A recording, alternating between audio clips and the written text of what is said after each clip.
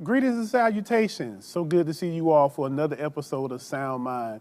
I am Jay Gideon Winfrey, licensed therapist, and again, such a pleasure to be with you. Such a blessing, such a blessing. I want to thank you all so much for supporting Sound Mind in season 6. Not just Sound Mind, but also all of the great quality programming that we have here on Hope TV. So please support all of the different platforms that we have. You're guaranteed to be blessed, exceedingly so. So let's go ahead and get into it, because this is the first episode of season 6. I have been just waiting to get back to you all. So much content that God has blessed me with to share with you all. For those of you all who may not know me, just a little bit about myself. I'm a 26-year practitioner. I've been in behavioral health and mental health for 26 years. I've been fully licensed for 17 years in the state of Georgia. I've worked in a myriad of capacities, but I love serving God's people. My philosophy as a faith-based practitioner is very simple. I use the sacred in order to influence the secular. So what I believe is putting together clinical theories that are supported and guided by biblical principles. And so that is what I use in my practice, and that is what works with my population, because I truly believe that all of the answers that we need are literally in God's word, but we have to interpret those appropriately as it relates to how do we move people from one stage to another. And that's where I come in as a behavioral health practitioner, okay? So that's a little bit about me for those who may not know, but let's go ahead and dive into this particular episode for the first episode for season 6, okay? Now, when I contemplated what it was that I wanted to introduce this particular episode with, it was a very heavy prompting to look at the concept of forgiveness. Okay? Now, when we think of forgiveness impacts us in a lot of ways: self-forgiveness, external forgiveness, and things of that sort. So what ends up happening a lot of times is people talk about forgiveness, but they can't really explain what it is. People can say that I've forgiven my parents, I've forgiven my ex, I've forgiven a sibling, but when you ask them to explain it, it seems to be very difficult for them to explain. And normally if something is difficult for a person to explain, it means that maybe they haven't gone through the entire process. So this comes up a lot in my patient population, in my practice, when people come and they're angry, they're hurt, they have problems trusting. Oftentimes it comes because true forgiveness has not been given. So what I want to do is have this episode focus on the psychology of forgiveness, okay? The psychology of forgiveness. Now, what I want to do is I want to break forgiveness down in terms of how I present this to my patient population. And the way we're going to do this is going to require us to get in the Wayback Machine and kind of go back to our early elementary school English understanding, okay? Because I'm going to show you the concept of forgiveness in 3 different areas. We're going to talk about the etymology, which is the origin. Then we're going to talk about its application. And then we're going to talk about direction, okay? So again, the 3 phases of forgiveness: etymology, which is the origin; application, which is how we actually apply it; but then lastly will be direction. Where do we go once it's applied, okay? So let's go ahead and dive in with the etymology. Now, here's what I want you to do. If you have a pen and paper, I want you to take the word forgiveness and I want you to write it out. Forgiveness, okay? So once you've written out the word forgiveness, I want you to literally break it down into 3 sections. We want to take the F-O-R as section 1, all right? Then we want to take G-I-V-E, or give, for section 2. And then we want to take N-E-S-S, ness, for section 3, okay? Because these are the 3 different components and phases we're going to be addressing in the psychology of forgiveness, okay? So what I'm going to do is I'm going to give you the etymology of each word, and then I'm going to give you the definition. And then when we get done, we're going to be able to put it all together for our definition of forgiveness, okay? And this is one that really is going to help us be able to move forward and through the stages of forgiveness, okay? So let's look at component 1, phase 1, which is 4, F-O-R. Now, For has an etymology of being from German and Danish descent, okay? Now, when you look at the word for in the word forgiveness, for is, from an English perspective, is referred to as a prefix. Now, we all remember from elementary school English that the prefix comes before the main word, okay? So what I tell my patient population is, before you can make any progression in anything where you've been hurt or offended, you have to make the decision to forgive. So when we look at the FOR, when we look at the for, and with it being a prefix, we have to make the decision that we're going to forgive. If you have not made the decision that you're going to forgive, then anything else after that is going to be completely counterproductive. It's not going to have any type of rooting to it because you haven't made a conscious, spiritual, mental, and emotional decision to forgive. So we got to decide from the very beginning that this is what we do. You don't stumble into forgiveness. It is an active decision, okay? So that's when we look at when you talk about the prefix for. Before we do anything else, we have to make a decision. Now, when you look at the definition of for, and I looked at about 25 different definitions, and the one that I saw that seemed to be the most clinically progressive was in support of, okay? So when you look at the word for, attach it with the definition of in support of, okay? Or a willingness in support of. So that's going to be our definition for the word for. Willingness or in support of, okay? So that's for, all right? So make sure you have component one, for. And remember, it's a prefix, which means that before we go to the main thing, before we go to the action, we got to make the decision, okay? Now, since we got for out the way, let's go ahead and proceed to the next component, which is the give, G-I-V-E, okay? Now, give is our second phase and our second component. Now, give, going back to our English elementary school lessons, give obviously means it is a verb. It is an action, okay? And give has its origins in three different language basics of Dutch, German, and Old English. So the word give has been around a long time and has gone through different generations and different evolutions, okay? So when you look at give is a verb. It is an action. So when we look at give, again, researched about 20 to 25 different definitions. And the one that fits what we're talking about in terms of forgiveness is setting aside or sacrificing for a purpose, okay? That's our definition for give. Setting aside or sacrificing for a purpose. Now, it can go either way. It can be setting aside and sacrificing, or setting aside or sacrificing. But there's a setting aside and there's a sacrificing that takes place, okay? For a purpose. That's the key point that I really want you to home in on. I want you to put an asterisk by for a purpose. Because we're not just doing it to be doing it. In order for forgiveness to be impactful, it has to have a purpose, has to have an object, has to have a conclusion. So I want to make sure that we're focused on that when it comes to give. Now, mind you, again, give is a verb, thus an action. It's action. It's not just talking. It's literally a matter of movement. There's action involved, okay? All right, so now that we got give out the way, let's go to the third phase and the third component, ness, N-E-S-S, okay? Now, when we look at ness has its origins from an etymology regard, Dutch, German, Old English. So it means that the word's been around a long time, okay? So when you talk about ness is a suffix, okay? So going back and looking at our English lessons back from elementary school, we know that the suffix comes at the end of a word, okay? And I think that is strategically placed because when you talk about forgiveness, by the time that we've made a decision to forgive and we've put forth the action, the verb to actually do it, now you're at the end when you talk about how important it is that when it's all over said and done, that we come to the end that we've made up our minds to actually follow through with it. So that's why ness is the suffix, is what we end with, okay? Now, as I said, ness is a suffix, and ness also has Dutch, German, Old English origins.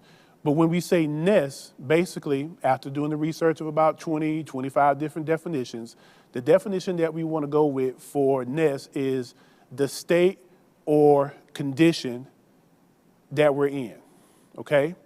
So again, ness is the state or condition that we're in, okay? So when you put all that together, you have your for, you have your give, and then you have your ness. 3 different components, all right? So when we put our definition for forgiveness, and I want you to write this down, our definition for forgiveness is this: in support of setting aside or sacrificing for a purpose because of the condition that we're in.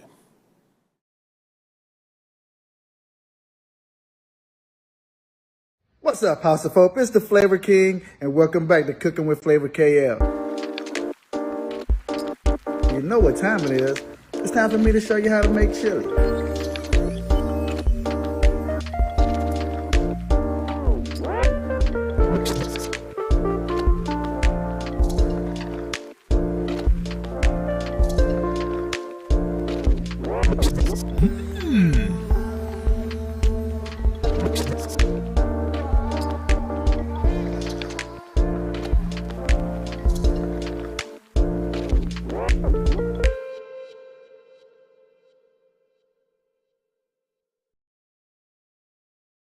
My Shiro doesn't always wear a cape, but she always has time for a hug, a smile, for going the extra mile.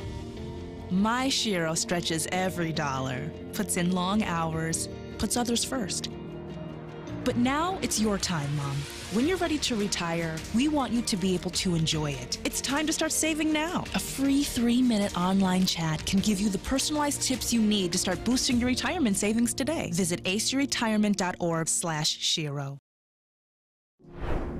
You know, we're going to talk about something that you hear more and more about today, and that's dementia. Alzheimer's disease and dementia drastically impacts the Black community. We're twice more likely to be diagnosed with Alzheimer's disease or a form of dementia in comparison to our white counterparts. And so again, this is why it's so important for us to take a minute and to learn about this, to see what's going on, and then understand how we can reduce our risk.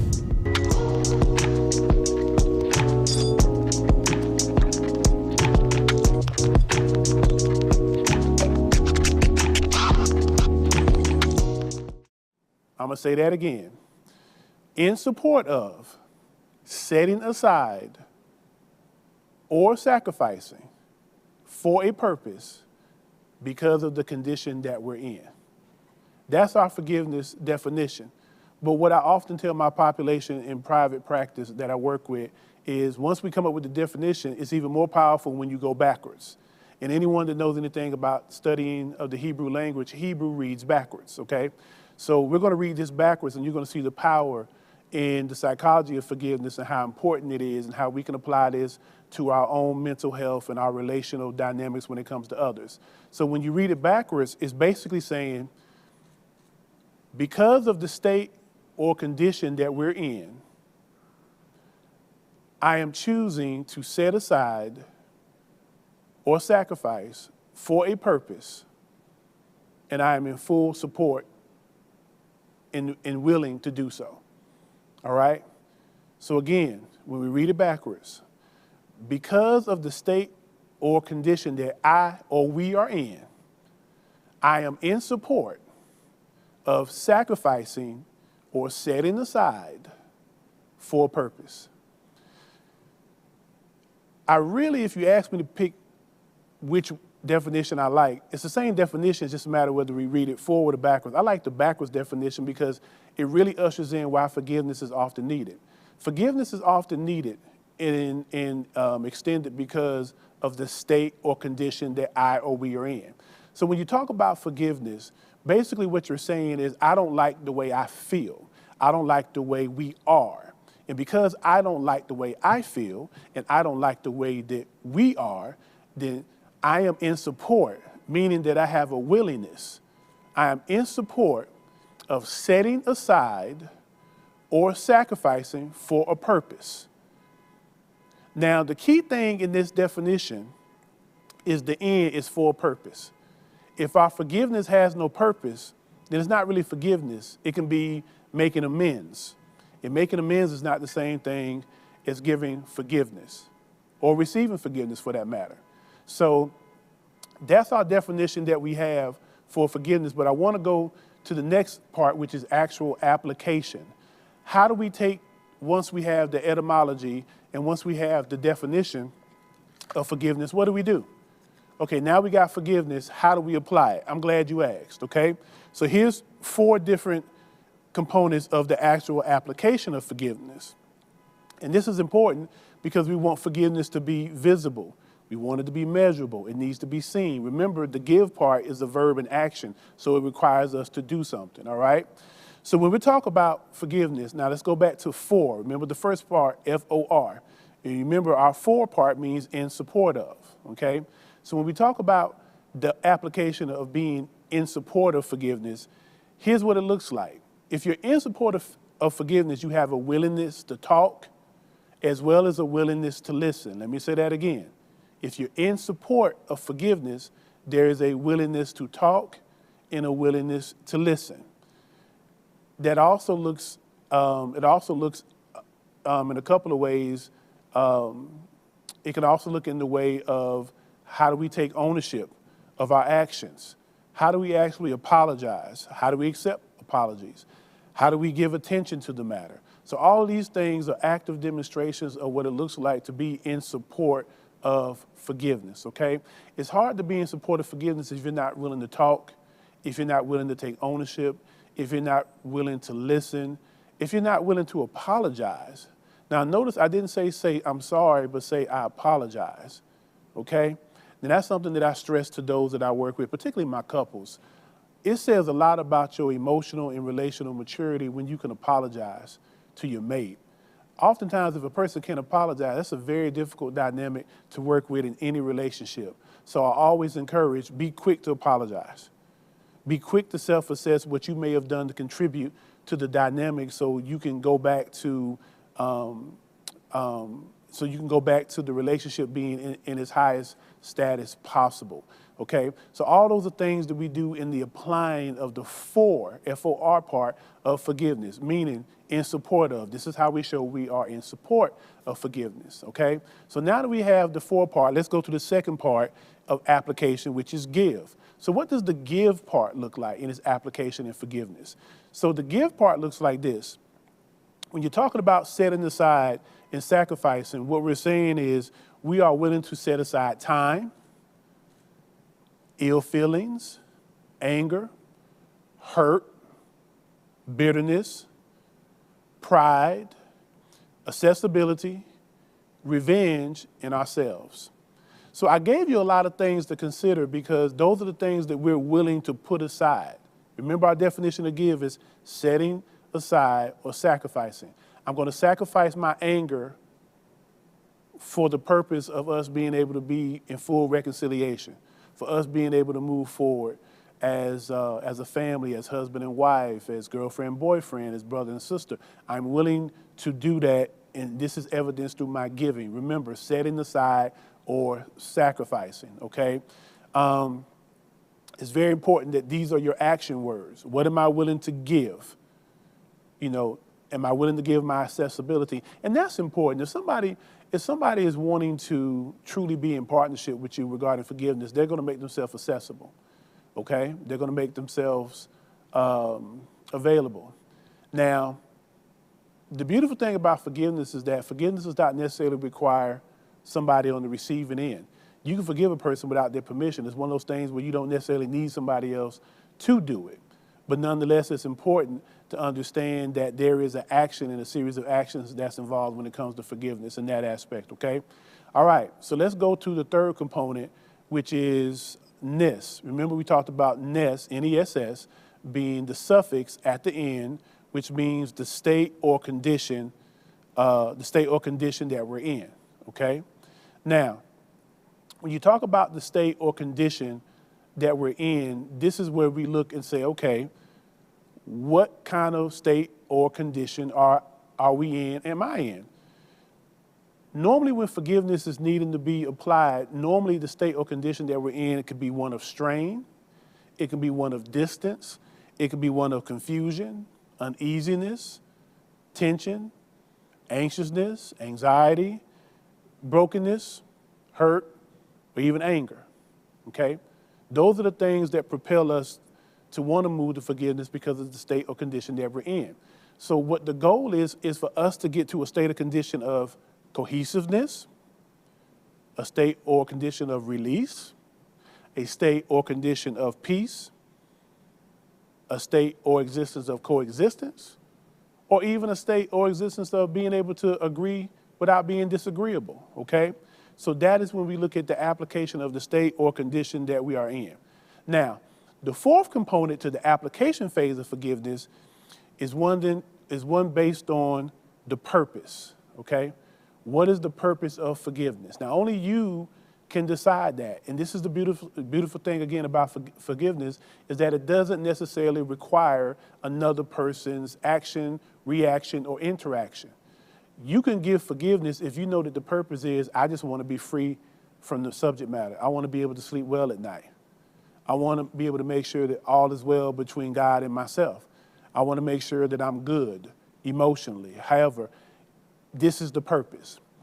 And so when you decide what the purpose is, that guides you in the principles of how you want to apply forgiveness, okay? So the purpose can be endless.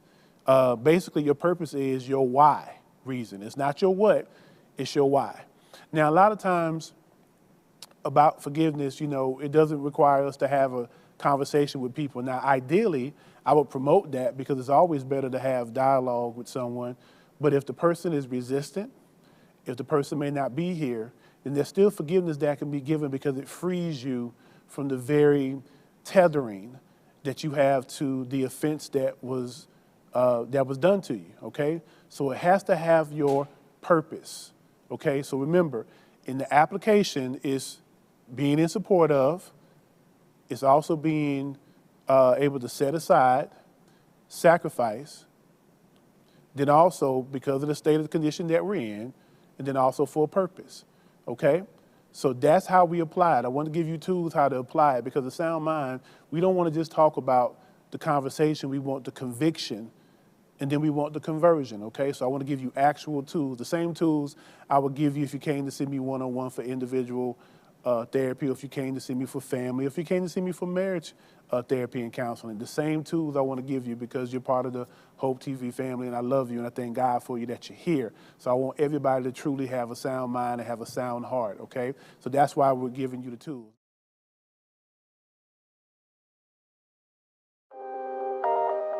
How do you decide what is a priority at the moment versus something that you can complete at a later date? What feels right in the moment? Because sometimes it's like, okay, this is really high on my priority list, but I really just don't feel like it. But I think that in order to be productive is like, do what's best for what you feel like in the moment. So if this easier task is easier for you, do that and then tackle the harder task.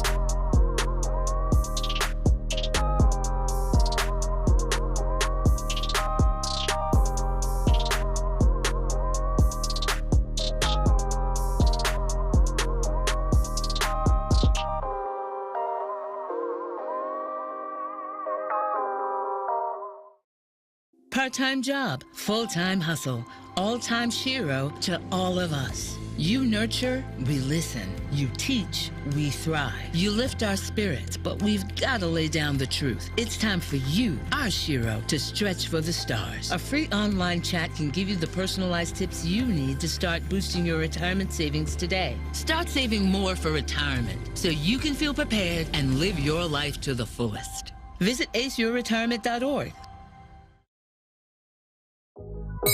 So what is some major hesitancies around this vaccine? Because I ask younger people all the time, you know, why haven't you gotten the shot?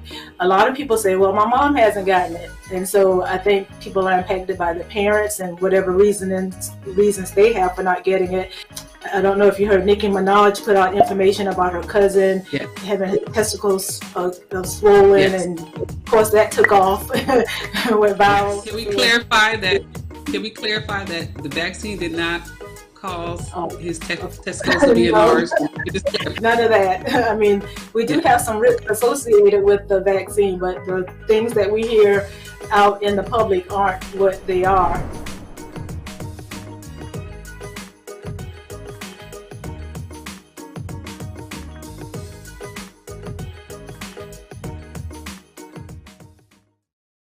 We went through the 2 phases of forgiveness. Remember, we talked about the etymology, which is the origin. We got our definition, and we just talked about the application, okay? The 4 different components of application. Now, the last phase that we want to talk about is the direction of forgiveness. Once we have its origins, once we have applied it, where do we go after that? Because when we forgive people, or when we go through the process of forgiveness, it can feel a little awkward sometimes. It's like, I don't know how to get my footing back. This is different, feels a little out of place. And that's okay, because you're in the process of deciding where to go now that forgiveness has been ushered. Now, I'm going to tell you what I tell my population when we're one-on-one, because this is the thing about forgiveness that I think sometimes gets misunderstood. And quote me when I say this. Forgiveness does not mean automatic restoration, reinstatement, or reconciliation. That's not what it means. So a lot of times, particularly with my couples, when issues come up and then one will say to the other, well, you didn't truly forgive me because you bring it back up. We got to work on that part, because forgiveness doesn't necessarily mean I've forgotten. It just means that I'm also in a place of trying to move past it. But every now and then, I might have something that I bring up, but just check me on it. Check me on it, because if I'm truly dedicated to the process of forgiveness, then I will be able to regulate myself to make sure that if we do have a disagreement, I can at least fight fairly and just focus on what the main subject is at the time, okay?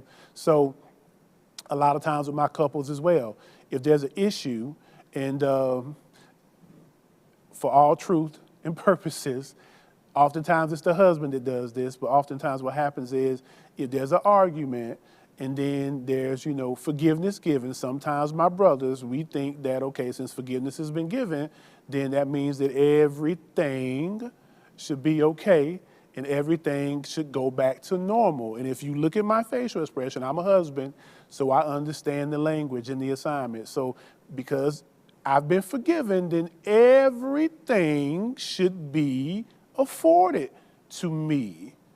I love how Pastor Smith says, and the Bible says this as well, do benevolence. Do benevolence should be ushered. And if you don't know what do benevolence is, then Google it, because I won't necessarily define it for you in this particular venue. But oftentimes husbands will tend to think that because forgiveness has been given, then that means that the restoration of all rights and benefits of holy matrimony and covenant is fully restored, and that's not necessarily the truth of the matter. So basically what I'm saying is, particularly to my married folk, my married brother and sister, that forgiveness does not mean automatic restoration. It means we on the way there, but we just got to give it some time and some understanding. So forgiveness does not mean actual restoration, okay? So when you talk about direction, I thought it was really important, because this is what I say to my population. Forgiveness puts us in the position to move forward, but it doesn't necessarily mean that we actually do it. It means that we level the field, that we let bygones be bygones, we reach a state of understanding, we reach a state of clarity.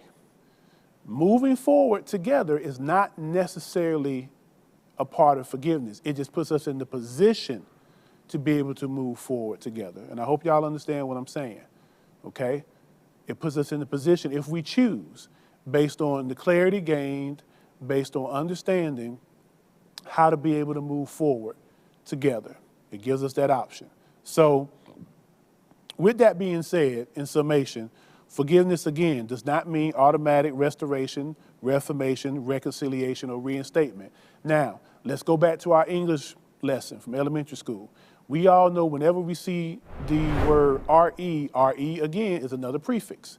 So when we see the word RE, it means again, okay?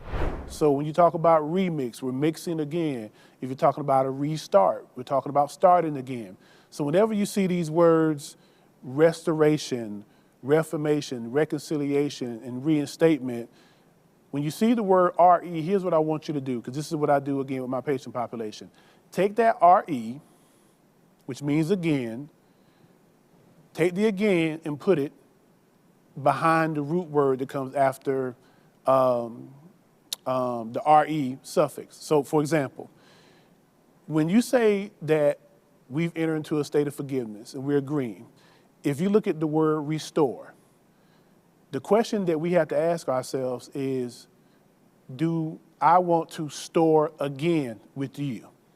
Okay, because restore, take the RE, which means again, move it behind the base word, which is store, and then ask yourself the question, do I want to store again with this person? You can do that with the word reform. Reform, take the word, take the prefix RE, move it behind form, and change it into again. Do I want to form again with you? Okay? Reconcile. Take the RE, its meaning again, put it behind the concile. Do I want to concile or counsel with you again? Reinstate. Again, take RE, it means again, move it to the back end of the word instate, and then ask yourself the question, do I want to instate again? Do I want to be in state with you again? All right? So asking ourselves these questions can help us take the forgiveness that we've already provided in its origins, how we provide it in application, and now it puts us in a position to ask the question, do I want to go in this direction with you? Now, sometimes you may reach a conclusion that some people you just can't move forward with, and that's okay. I want to be very clear with that. I want to be very clear with that. I can say that from a personal perspective. There have been people in my life that I have forgiven and I'm at peace with, but I also understand that from where I'm going in my journey, the way that my life looks as a godly husband, as a godly father of four, certain people just can't go along for the journey because it would threaten what it is that I'm aspiring to be and what it is my goal is in life to answer my calling. So I can't reinstate because I can't be in state with you again. Okay? I can't reform because I can't form with you again. Okay? Because the trust may not be there. So it lets me know what direction to go in, and that way everybody's clear. Now, it doesn't mean that we don't necessarily have the ability to have a relationship. It just means that that relationship dynamic that we once knew is going to have to be different. Okay? Going to have to be different, okay? And this is very important for you to understand as far as is directive regard, because I don't want you all getting confused about what forgiveness really looks like. So that's why I wanted to give it to you this way as far as the breakdown, the ability to put it together, and the understanding that you have a choice in it as far as how it manifests itself, but also a choice in how you apply it, as well as the choice in how you want to go with it in a direction regard, okay? So understand that from a direction regard, any future connection is made possible by forgiveness, but it doesn't obligate us, okay? Sometimes people like to say, well, if you've forgiven me, then, then we should be able to do this or do that, or it should go back to the way it was. No, it can't go back to the way it was in light of the information that we have, in light of what we went to. Now, here's the thing. It can't go back to the way it was, but forgiveness does give the opportunity for us to be better than what it was. And that's what I love about forgiveness, and that's why I promote it. It gives us the opportunity to learn from what it is that hurt both of us. It gives us the opportunity to move forward in light of. Oftentimes where we go wrong in life is we want to do things in lieu of, meaning we want to overlook it. We want to disregard it. But when we do things in light of, we're saying, because of the information that we have, because of the experience that we've gone through, I want to be able to make a decision that is inclusive of where we are in this journey so that we don't repeat past infractions and we can be better than what we were before if we both agree on it. That's the beautiful thing about forgiveness, okay? So that's what I wanted to give you in episode 1 of season 6, the psychology of forgiveness, because forgiveness is so paramount. And then from a spiritual regard, because you know how I get down, you know how I'm going to integrate that sacred with the secular. This is the very thing that God did for us. This is the very thing that Christ did for us. When you look at the definition of forgiveness, is what he did. Because of the state and condition that we were in, sin-filled, filthy, we didn't have a relationship with God. We were broken. We were set apart from him. Because of the state and condition that we were in, he was in support of setting aside his majesty, setting aside his power, his greatness, and sacrificing his body for the purpose of us being in relationship. That's forgiveness. We saw it with Christ, is what he did for us.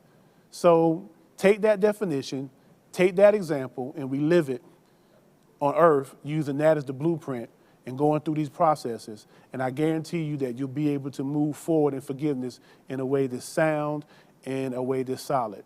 So that's it for episode 1. Thank you so much for tuning in. Thank you so much for being a part of season 6. Looking forward to all we're going to do. Be blessed in everything you do, and thank you for the support of not just Sound Mind, but all of the programming at Hope TV. And as I always say, may the Lord bless you and keep you. May he make his face shine upon you and be gracious unto you.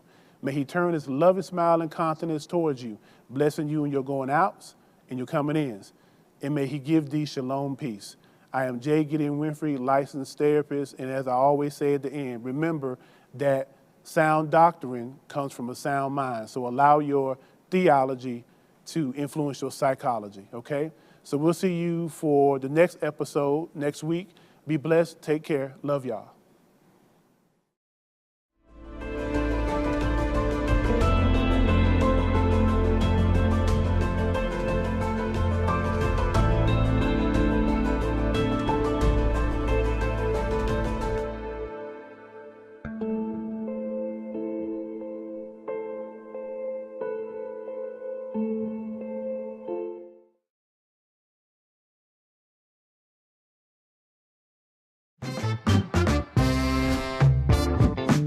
Y'all didn't know the answer to this, but John P. Key is your name, but what does the P stand for?